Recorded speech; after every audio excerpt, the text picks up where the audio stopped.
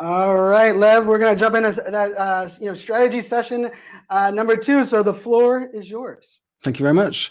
Welcome back. I hope you joined us from the first session.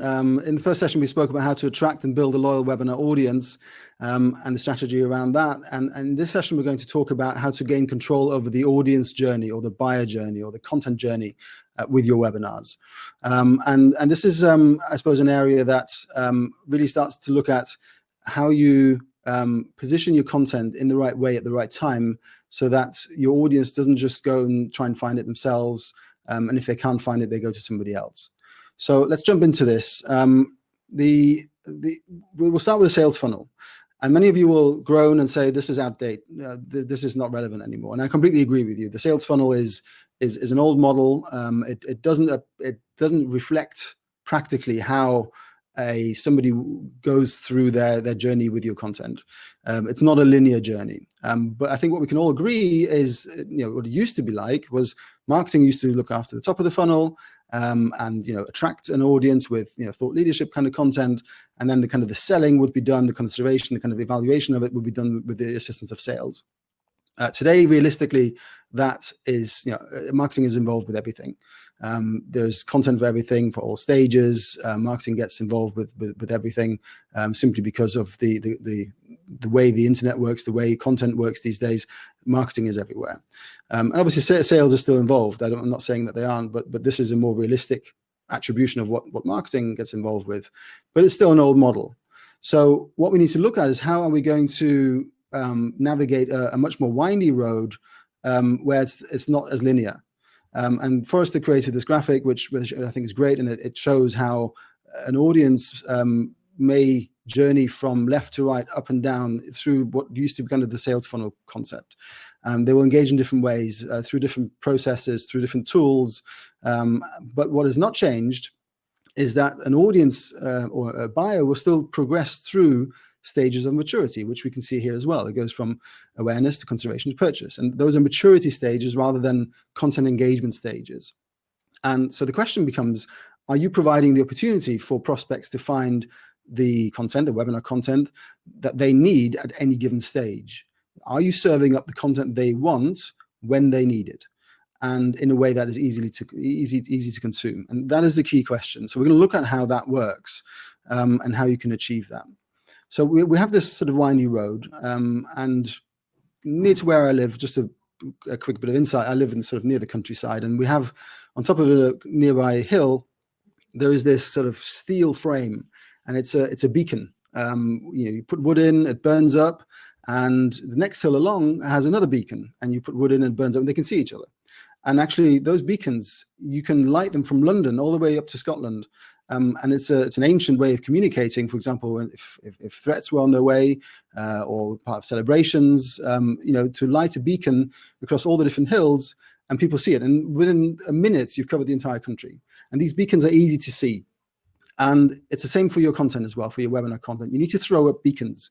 You need to create content that is easy to find, is relevant, is there for everybody to consume, and is something that is of interest, something that isn't too in the weeds. It's kind of the high level stuff that's attractive to an audience. So you need to start with setting content beacons, and they need to be everywhere. They need to be easily found, be it on social, be it on your website, wherever your audience may interact with you or search for you. These beacons need to be there and need to be easily found. But you need to also then set choices. So you need to allow the audience, and this comes back to this windy road concept that Forrester set out, is you need to provide choices, because just because you want the audience to consume content piece A doesn't mean that they want to do it. They want to maybe consume content piece B or C or D or E, and you need to allow them to give that choice, because ultimately what that choice offers is choice for the audience, but also it gives you a view of what is the audience interested in. We think it's A, but let's give them B and C as well. And if they choose it, we've learned something, right? So you need to give those choices, and that will then allow the audience to stay with you. And you've given them a choice, you've given them the content they wanted. You didn't maybe expect it, but they got what they needed. So that keeps them with you. So you've attracted them, you've given them a choice, they're continuing the journey with you. But you also need this evergreen type of content. So wherever they come from, wherever they search for you, whatever they're looking for, and however they find you, they need to find something that is always relevant, that isn't perhaps opportunistic right now. It's something that is relevant in now as it is in 6 months' time, as it is in a year's time. And that will allow you to cast a wider net and attract the audience when they're searching for you, and give them something that is relevant to everybody at all time. And then you need to also go deeper, because there'll be people there who say, oh, well, this is all great, all this thought leadership stuff, and I get that, but I really want to get some specific questions. I want to have answers to something that is really, how does it work for me? How does it help me? How does it help me solve my problems? And how does it add value to my day? Because I've got enough stuff on, I just need the detail. I just need the answers now. So that's when you want to go really deep dive into your content, provide answers, get really hands-on, and you need to offer that as much as you need to give this evergreen stuff and the beacons. You need to go really deep as well. And then beyond that, you need to feed the geek. There'll be people there who know everything about your product, about your solution, and they just want to really geek out and stuff, because they are just pushing the boundaries. They're innovators in your space. And if you don't provide that information to them, somebody else will, which is the worst case scenario, because they'll ultimately leave you. So you need to have that really deep dive. How can I make the best of what I've already invested in? And those people are probably the most loyal, as long as you provide them with the detail that they want. But you do need to provide that detail. And you may have guessed it from the shape here. Actually, what this does, it corresponds with the good old sales funnel. And again, not in terms of the linear path through the sales funnel, but actually the maturity stages that the sales funnel concept outlines. And we will all every buyer will go through maturity stages, whether that's before they engage with you or during their engagement with you, but there will always be a journey through different maturity stages and learning more and more and more. And as your product develops, so will your customers and their knowledge of what they do and how they implement and how they use it. So ultimately, by offering these different types of content, they then point towards something else. And that is that not all webinars can be equal. They're not all created equal. There's not one webinar format. There must be multiple formats in order to serve these buyers in their maturity stage, in their journey, so that it becomes more relevant to them. And we'll go through that now. We'll take a look at some of these.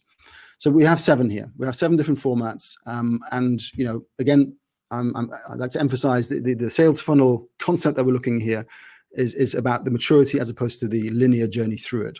So, the webinar formats may be engaged with at different stages and different orders, but ultimately these formats will ultimately be relevant to the audience. So we have the thought leadership webinars that will cover a wide topic on industry trends, things like that.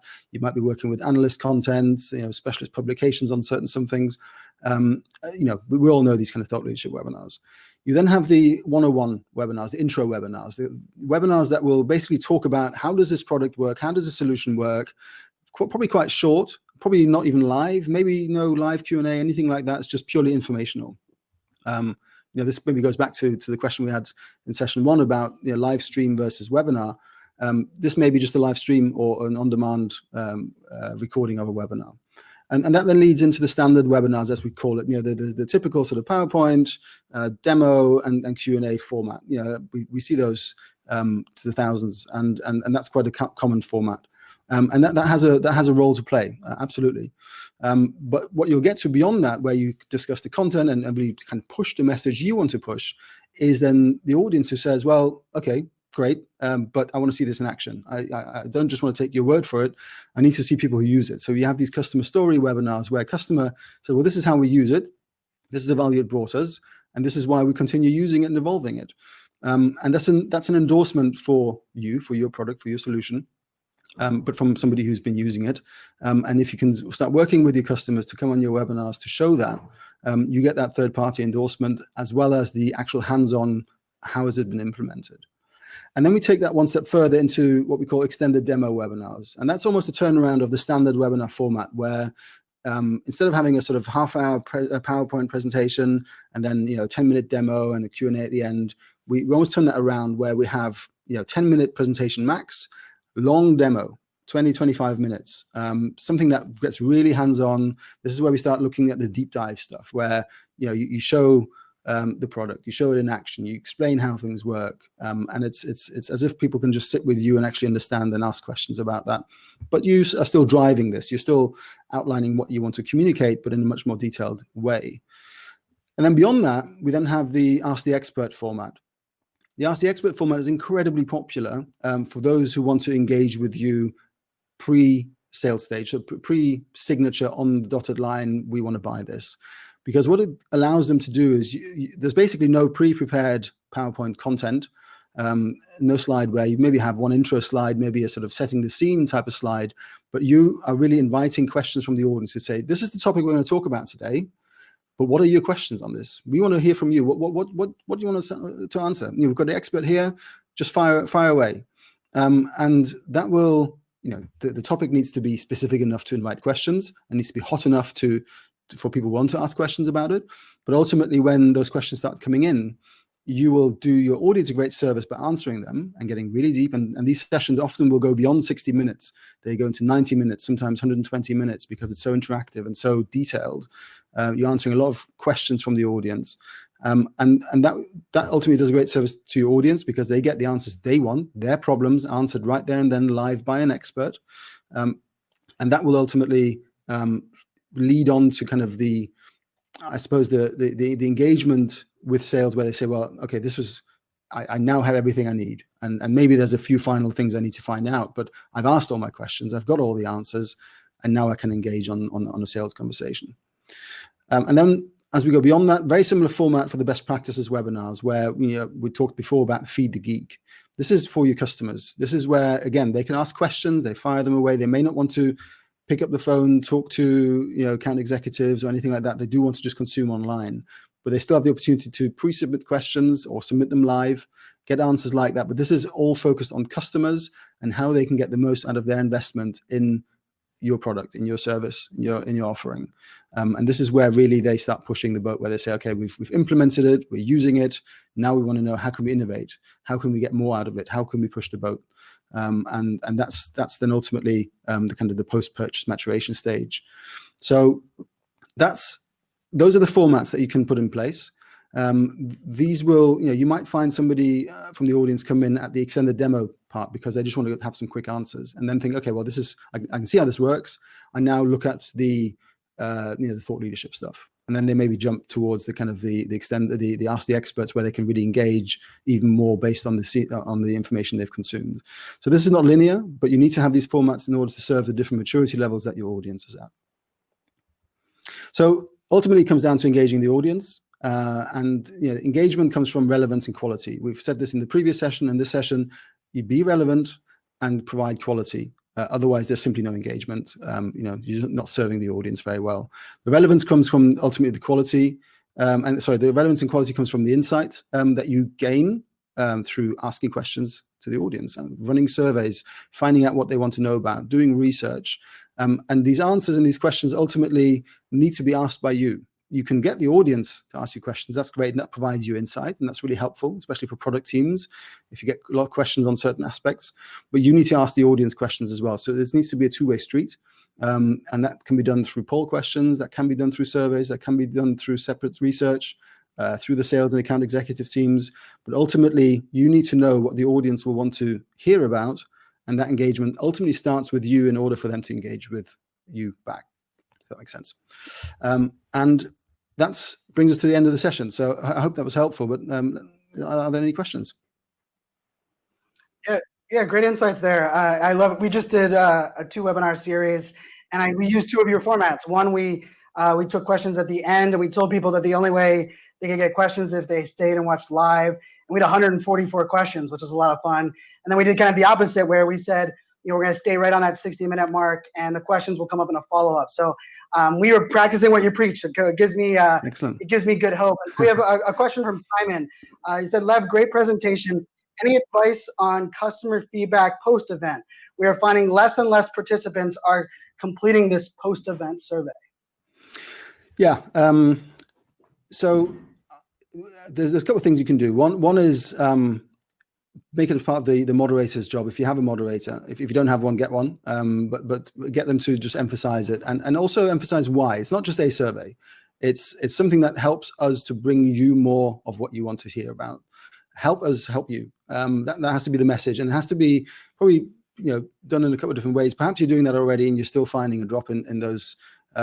You can change the format of the survey. And instead of using a survey, you can still get the same information in different ways by running, for example, poll questions throughout the webinar that answer similar questions, or pose similar questions and get the answers that you want. But I don't want to say disguised, but effectively as a poll format, and they can be interspersed throughout the webinar, and you might find that you get more interaction that way. The other way that you can do it, obviously, is outside of the webinars themselves as part of the follow-up. I wouldn't say necessarily you need to incentivize folks, but certainly if you have a more personalized approach that we spoke about, be it through the account executives, get them to get verbal feedback and say, okay, great, we're planning this new webinar series, and we know that you attended quite a lot of them. We'd love for you to inspire us. What is it you want to hear about? And by the way, what did you like about the format so far? And what else would you like to see? So you may not always get that within the webinar itself, but there are different ways of getting the information and feeding back to the same team. But what we do find is when the moderator doesn't emphasize it and doesn't say it at the start of the webinar, at the end of the webinar as a call to action, doesn't position it in a way that it's of value to the audience and it's just value to us. Please help us. No, help us to help you. That's what the message should be, and hopefully that will increase the participation. If not, try and break it down into separate poll questions. So I'm one that likes to practice what you're preaching. So for the audience that's watching, let us help you. Let's make this connection. Keep those questions coming. Love the conversation in the chat.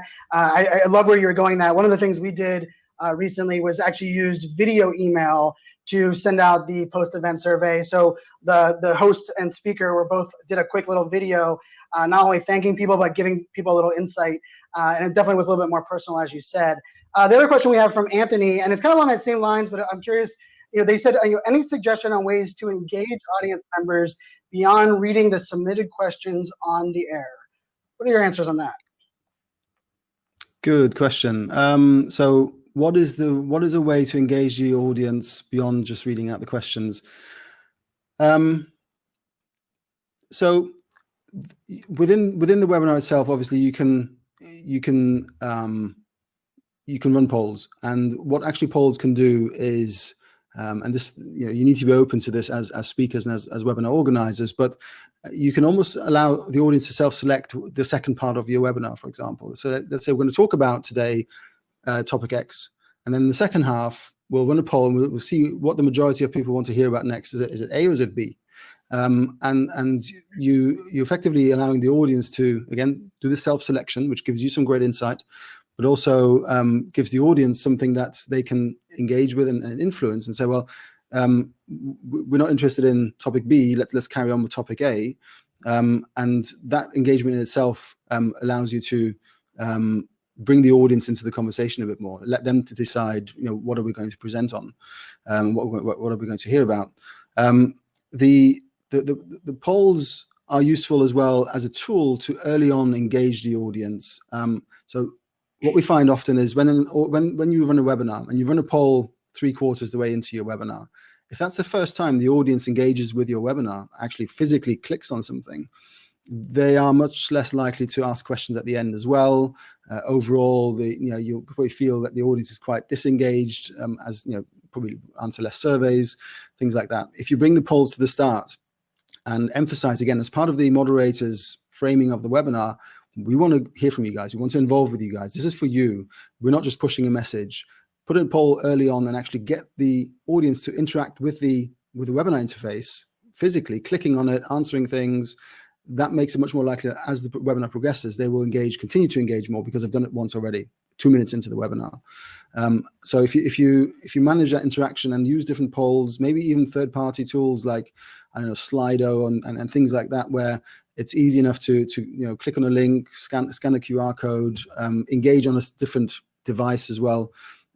You have different ways of mixing it up a little bit and making it a bit more interesting than simply just Q&A at the end, and that's it. I hope that gives some inspiration.